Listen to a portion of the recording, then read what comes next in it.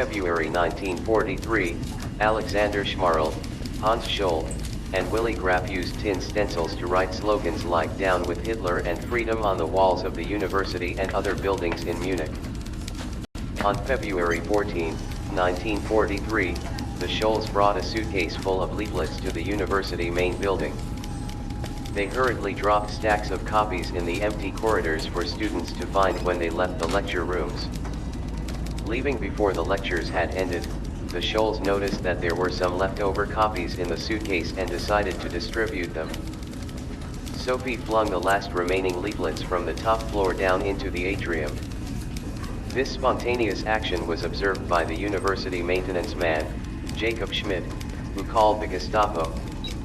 The university doors were locked, and the fate of brother and sister were sealed. Hans and Sophie Scholl were taken into Gestapo custody. A draft of a seventh pamphlet, written by Christoph Probst, was found in the possession of Hans Scholl at the time of his arrest by the Gestapo.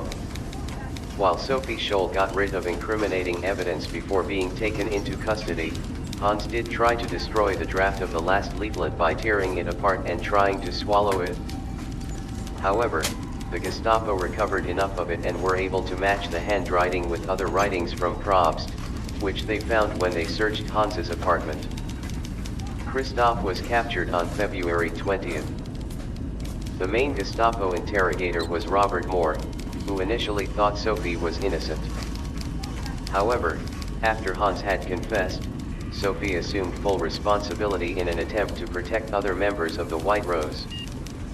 The Scholls and Probst were scheduled to stand trial before the Nazi People's Court, infamous for its unfair political trials, which more often than not ended with a death sentence on February 10, 1943. They were found guilty of treason. Roland Freiler, head judge of the court, sentenced them to death.